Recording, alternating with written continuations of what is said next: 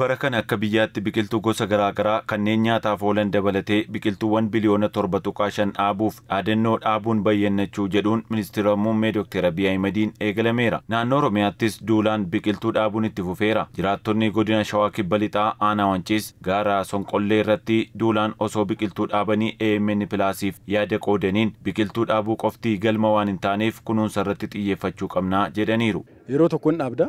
Akkasumas deddeebitee kunuunsi ta'e jechuudha. Inni haramtaa, inni kootkoottaa akka inni guddatu goota waan ta'eef har'a jalqabnee jirra.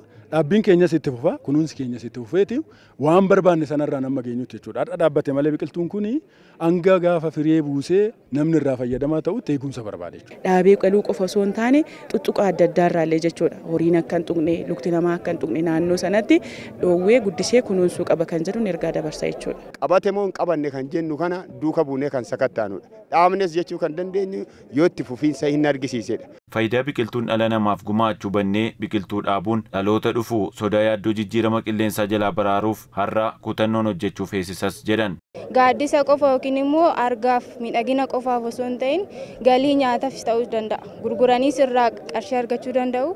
Akkasumas immoo nyaatanii immoo bu'aas argachuu danda'u. Ikonoomii biyyaa keessatti, ikonoomii uummata naannoo keessatti bu'aa guddaa qabanidha dhaabaa kan jiru waan ta'eef ati homaa gabaa dhaabittee ijoollee ishee nyaachisuu hin dandeenye iddoo dhaabbate sana gaafa ijoollee isheetii fuutee nyaachiftu kun gammachuu isa jalqabaatee jechuudha. Dhaloonni qilleensa mijataa, lafa mijataa biqiltuudhaan naannoo uwwifame, naannoo magariisa ta'e akka inni dhaaluuf gahee qaba jechuudha. Kanaaf dhaloonni illee kanarratti xiyyeeffatee biyya mancaatu ta'uu hin ta'in biyya dagaagde misoomte dhaaluu akka qabu kanarratti xiyyeeffannee ofirraa kaanee kan hojjetaa dhaloota barsiisaa jirra jechuudha. Biqiltoota nyaataaf oolan filatamee kan inni dhaabamaa jiru jechuudha. Kun immoo dhaloota egeree boriitiif namni maallaqallee gara gabaa deemurra asitti maallaqa isaa qusatee waan dhaabe kana kunuunsee akka inni borirraa fayyaduuf bu'aa baay'ee qaba wanta ta'eef waan gaariidha. Badii kaleessa qabeenya uumamaa irratti raawwatame hubachuun dhaloonni dachee fi uumama kunuunsuun itti fayyadamuu yoo baate balaan dhufuu salphaa miti waan ta'eef hojiin eegumsa qabeenya uumamaaf taasifamu kan qaama hundaatiin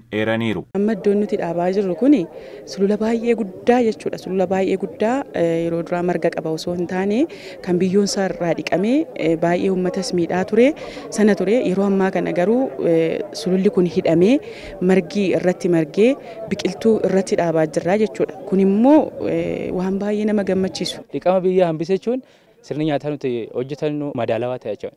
Madaalawaa gaafa ta'u immoo sammuun boru biyya kana hoogganu bilchaataa ta'e jechuudha. Carraa yaadu isaatiin ni bal'ata jechuudha. Faayidaa lamaaf kan oolu tokko irraa nyaatama daa'imman illee quucarummaa hambisuudhaa fi ashaakiltiidhaan kan badhaadhe kana yoo dhaabnu waa lama irraa arganna tokko qilleensi tasgabbaa'uudha irraa nyaatanii itti fayyadamuudha. Sosochii dhaabbii biqiltuu ashaaraa magariisaatiin biqiltuu maallaqaa fi humni namaa itti bahee dhaabbachaa jiru kunuunsuun galma barbaadame qaqqabsiisuun dirqama lammiilee hundaati.